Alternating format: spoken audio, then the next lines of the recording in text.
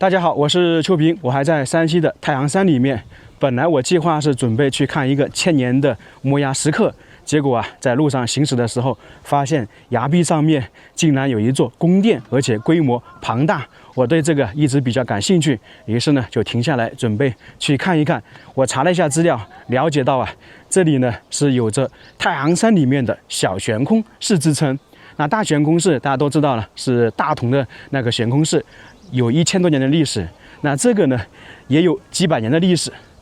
悬空寺就在前方那个崖壁上面，这样看不止一座，有2座宫殿呢，一大一小。在这里最有意思的就是宫殿的上方有几个信号塔。我们这样看一下这个悬空寺，确实规模比较大呀。之前我们在贵州或者其他地方看过一些悬空寺，它在崖壁上面呢规模不是很大，建筑呢比较简单。而这里我们明显看得出来，这个宫殿是规模比较大的。就在想这个材料到底是怎么运送上去的？以前又没有索道，基本上是靠人工，那肯定也是花费了大量的时间的。那现在我们准备上去看一看了。这就是我刚刚行驶的公路啊。大家看一下，周边全是大山呢。我是从前面过来的，走的时候很容易发现这个崖壁上面有一座宫殿，它是叫做南崖宫，据说呢还跟武当有关，从而说一定要上去看一下。在这个村落很有意思，很有看点。一个呢是这座崖壁上面的宫殿，在旁边这个山上面呢还有一个祖师顶。据说呢是孙悟空师傅菩提祖师的道场修炼场所。先去这个悬空寺走一遍，然后去对面看一看孙悟空师傅的道场。想要到达那个宫殿也不容易啊，得从这边绕过去，从这些茂密的树林里面爬上去。这就是太行山里面的风景啊，这一块的景色确实是非常美，特别在这个地方应该说是春天来了嘛，在其他地方说夏天来了，太行山里面没那么快，而且这个地方非常凉爽，起码比市区的温度低5度。我昨天晚上在附近露营的时候，还要穿外套，开始徒步了。这个地方应该现在是修缮了一下，以前肯定是没有这么好走的路。看起来它是垂直在崖壁上面200-300米的距离，很陡峭。但是我估计这里徒步上去应该是相对来说比较好走，主要呢是路修好了。这里有个路牌，南崖宫，有龙王殿、观音殿，距离的话不是太远，海拔906米，那在上面肯定是1000多米了。我在这里发现一个很有意思的地方，这个栏杆上面都装了灯带，那是不是晚上来这里都有灯光啊？全部都有，弄不好那个前面的宫殿应该也是装了灯。那今天晚上我来看一下，今天我就不走了，看看它晚上是不是有灯光。这里又一个路牌，海拔951米，已经登了297级台阶，走了0.12千米。我听声音，下面应该是来了许多人，因为这种山挑战难度应该不是太大，主要是天气凉快，慢慢走就行，而且路也修得挺好。来了，他们应该是一家人。哎呀，这来了挺多人的。哎，你们是个旅游团长？我个人游，你当地的吧？可不是。从哪里过来？河南。河南最近是不是很热了？很热。这山里面真凉快。哎呀，晚上都有点冷啊。对面你那个山你们去吗？哪儿？对面有个山。去吧。啊，那边说是祖师顶，就孙悟空师傅修行的地方。哦，在不远处啊，大概半小时有一个寺庙，它里面呢有《西游记》的图刻取经图，比《西游记》这部小说还早300年。这是一个大部队啊，20人吧。山算是爬完了，碰到一个团队，20多人统一自驾出来玩，挺有意思的。估计他们也都是认识，一个朋友圈或者一个公司的吧，要不然很难弄得齐的。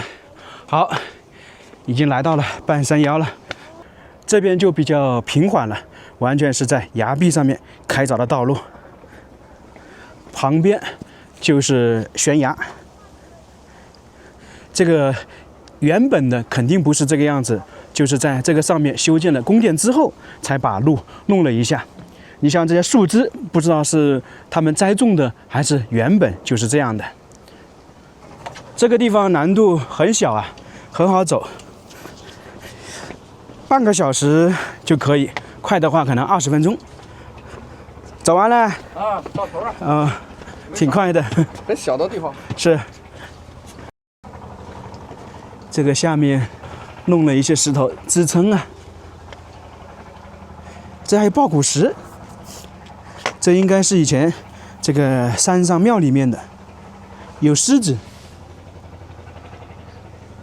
风化的也比较厉害了。下面就是藏河村，中国传统古村落，面积还挺大的，现在感觉环境还是非常不错啊。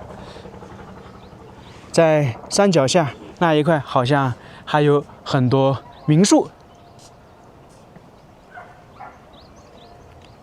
对面山上就是有一个主尸顶，等一下我们过去啊，是从这里上去，主尸顶在那里。那边有一个洞穴，估计以前呢应该弄不好都有人居住。现在太阳山里面的环境还是非常不错的，还好是春天和夏天。你如果说冬天来的话，这上面都是光秃秃的。这一块有一个大的洞穴，以前难道也有人修行吗？这还真有可能啊！看这情况，这上面真的是通了电的。这里又来了一家人。哎，这里还有个大洞。这个洞穴挺长的。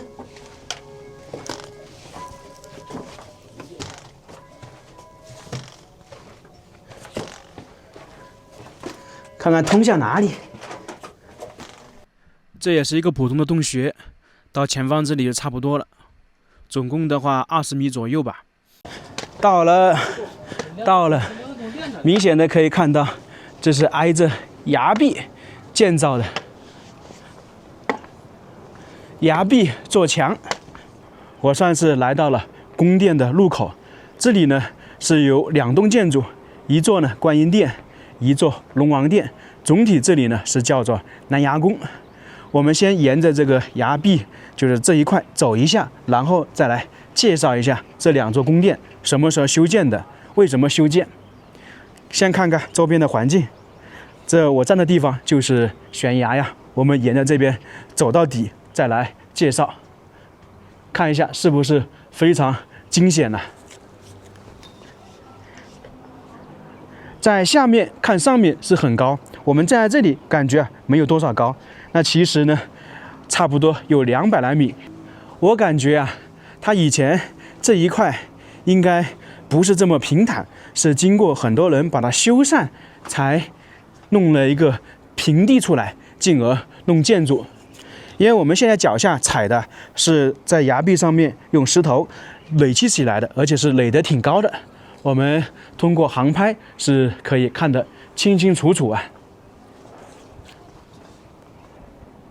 环境真的是不错，站在这个地方看远处是挺好的。整体这个上面面积不大，从起点到终点估计也就是150米左右吧。现在走完了，算是到达终点了。这些以前都是经过人工把它开垦出来一点的。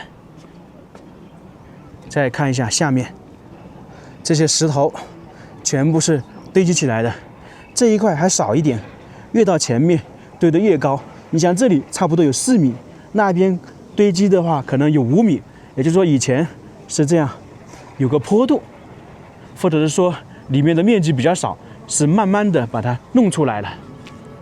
现在我们来看一下这里的建筑，这个大一点的是观音殿，2层的布局，好像是9间，这个还是挺大的。在这个角落有一些碑，我们来看一下。天启2年7月18祝祠，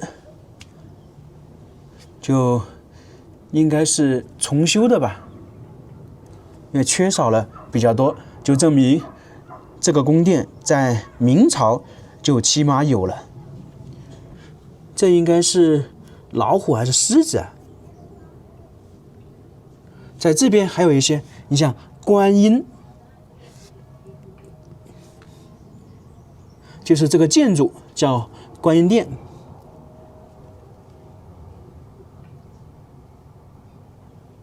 这个就不知道是什么时候的，不知道这2个是不是一块的。关于这个寺庙的建成，我在查资料的时候看到有多种说法。第一种呢，说是明朝之前就有了，具体的年代无从考证，没有人知道。还有一种说法呢，这个寺庙啊是明朝永乐时期修建的，而且呢一开始并不是寺庙，而是道教的建筑。主要是由于朱棣当上皇帝之后，他为了稳固他的统治，一个呢是营建北京故宫，还有呢是营建武当。你像武当我们去过了，有一个金顶，有一个南岩宫，里面呢供奉了是真武大帝。而在对面的这座山上面，最高处也叫祖师顶，里面供奉的也是真武大帝，并且上面的建筑呢大概也是永乐时期那个时候建造的。这边叫做南崖宫，和武当山的南岩宫是很相像的。从而呢，有一种说法是，这个地方就是跟武当山那些建筑同时建造的。两边呢，一开始都是属于道教的建筑，只不过后面随着时间的变迁，这边这个大殿就叫做观音阁、观音殿。那么大家觉得哪一种说法更确切、更真实一点呢？我觉得第二种说法，就是两边都是道教建筑，应该是更真实一点。那这些建筑后面随着历史的发展、时代的变迁，肯定是损毁了，后面有经过重修。你像我们现在看到这些建筑，应该是近20-30年左右修建的，算是在遗址上面重新修的。站在这上面看风景是真的好啊！我就觉得，如果这里下完一场雨，有雾气的话，那就可能更好。进里面看一下。正中间就是观音菩萨，大家都非常熟悉了。这个应该不是明朝的，是后期的。两边是18罗汉。我们在青莲寺看到一些罗汉，那真的是非常精美啊！那个是宋朝的，有观音，也有罗汉。那这些不是原版的，应该也是修了没多久。这个观音殿是2层，它原本也是2层，现在复建的也是。不过呢，这里锁住了，说是在维修，上不去，不知道内部有什么，估计应该也是空的吧。往前走就是龙王殿，修建龙王殿肯定是祈求附近风调雨顺了，因为在这种山里面的话，比较干旱，雨水比较少，他们就建了一个龙王殿，比较小啊。龙王殿普遍不会太大。这就是龙王。龙王大家非常熟悉了，特别是《西游记》里面的龙王。在旁边的墙壁上面还有一些壁画，这里呢是送子观音。后面不知道有什么，看一下。空间是挺大的，现在没有放什么东西。以前不知道是干嘛用的。估计很有可能是摆放一些东西吧。看一下周边的崖壁，前方全是悬崖绝壁啊，完全没有道路。而我们刚刚走的这一段呢，确实很好走，这就是工匠的精神，工匠的技术。大家都会好奇这个建筑是怎么建造的。按照现在来讲，在这种悬崖绝壁上面建造这样的宫殿都比较困难。那我查了一下资料，据说当时这些材料呢，都是通过那些羊或者是马一步一步把材料运送上来的。先是在这个半山腰把这个羊肠小道、悬崖栈道修好了，然后修到前面这个大平台，稍微修整一下，弄平之后，把那些建筑材料啊全部运送上来，然后把这个殿宇宫殿建好。反正确实得佩服之前那些工匠啊。我们现在走在这个悬崖绝壁上面都有点害怕，而当时这些工匠呢还要在这上面工作，确实挺了不起的。那这个南崖宫我们就看完了，现在去对面的山上走一走，看一看主石顶是什么样子的。我已经下来了，在这个底下看这宫殿确实挺震撼的。我们站在下面没有感觉，刚才走在上面，特别是那个崖壁旁边的话，还是有点吓人的。想要去对面那个主石顶，得穿过这个村落，这边现在都是开发过的。好就好在都是免费的，停车免费，而且这里停车场比较多。你想这里还有一个缆布的，应该是以前这个村落的一些特点特色吧。缆布作坊，这边应该还有好多民宿。这边就是主石顶的入口，刚好在这个村委会的对面。现在开始爬山，在这边还有一个黑武庙。据说呢，是真武大帝修炼时，他们经常在身边驮经书。你看，下面是老虎驮着它，就相当于是坐骑一样的。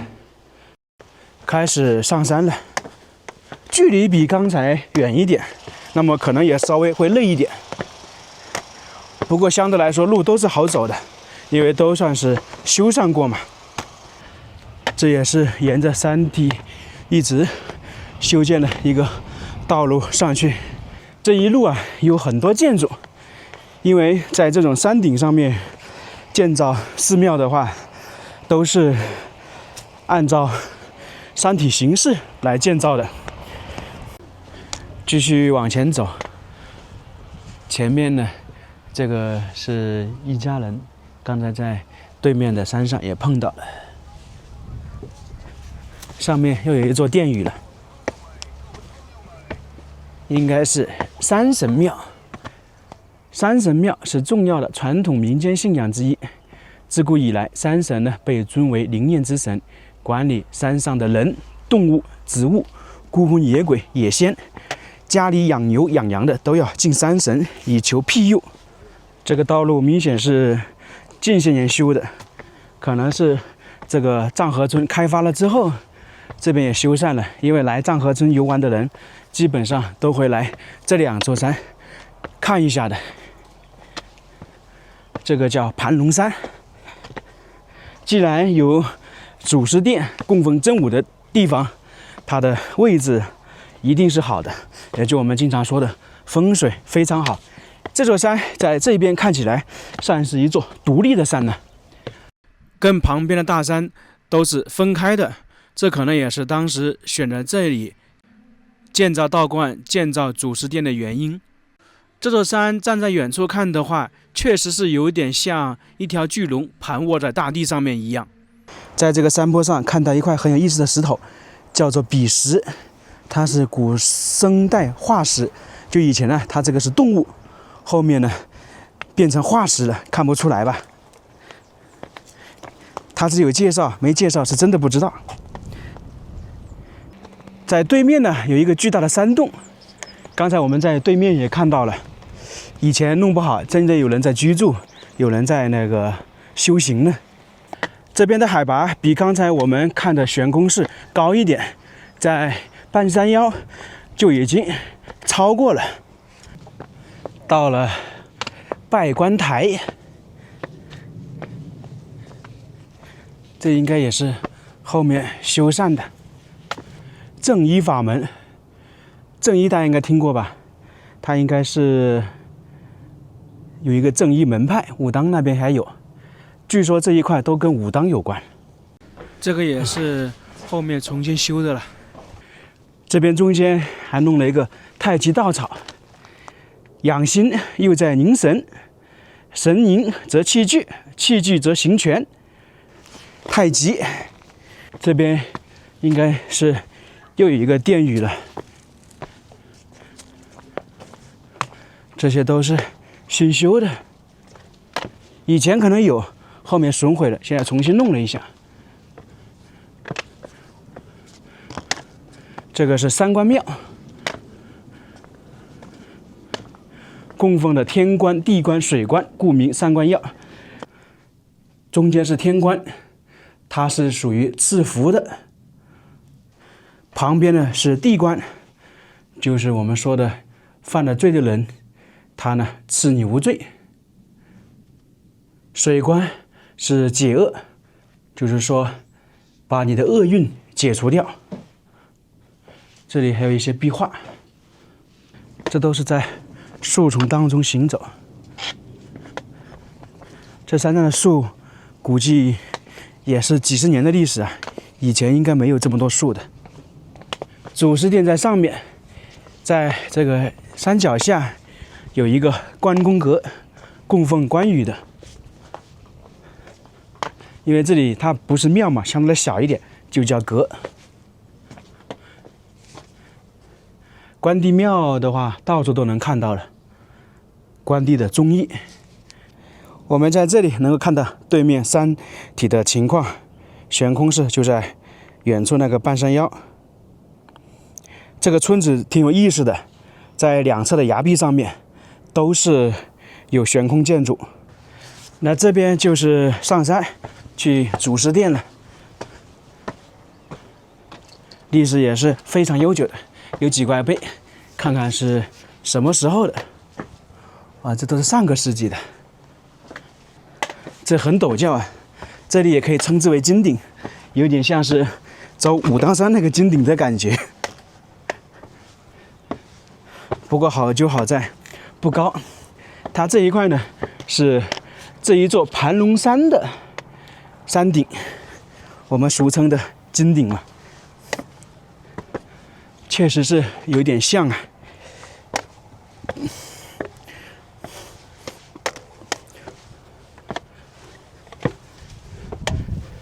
哎，上来这个地方真的跟武当山金顶很相像啊。前方是真武殿，这是武当山金顶的模样。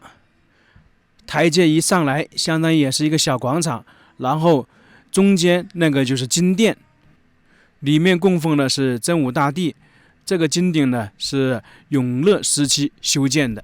我们现在看到的就是这一块的主石顶，大家发现没有？确实和武当山的金顶很相像。那里有台阶，这里也有，然后上来之后呢是主石殿，两边也有建筑。按照资料记载，这个建筑呢是明朝永乐时期修建的，后面损毁了，现在呢也是按照明朝风格复建的。从而说这里和武当山有关联是情有可原的，我也比较认可这一点。还有当地一直都在说流传，这里呢是孙悟空的师傅菩提祖师的道场，这里叫做祖师顶，是当地的叫法。既然有这样的传说，肯定还是有一定的出处的，因为在这附近呢有很多有关于道教的故事。这里是一处，不远的地方还有个九仙台，据说呢在那个地方有9个道士得道升仙。那么在这里大概20公里处呢还有西游记取经图，就是西游记的石刻。所以说这里被称之为菩提祖师的道场，是一直有这样的说法的。我们现在继续来看一下，由于这一块呢是重新修建的，从而说看起来比较简单。前方是真武殿，这边呢还有一个天师殿，去里面看一看。这个也就是天师了，正一派的天师。天师大家非常熟悉了，反正各种影视剧会演绎，然后各种小说也会描述。龙虎山应该也是有天师的。这个真武殿按照资料记载是创建于明朝永乐18年，公元1420年，到现在600多年了。康熙的时候经过重修。这就是真武大帝的像了。我们现在看到这个是武当山南岩宫的，这里还有一些壁画。这个主石顶算起来也是四面都是悬崖，只不过呢高度不高。现在看起来这里是非常冷清，我猜想在当时建造完成之后，这里应该是比较热闹的。这一块包括对面的山上面都是比较热闹的，只不过随着时间的关系啊，慢慢的就淡下来了。现在呢，基本上是大家来这个地方游玩，然后登两座山看一看。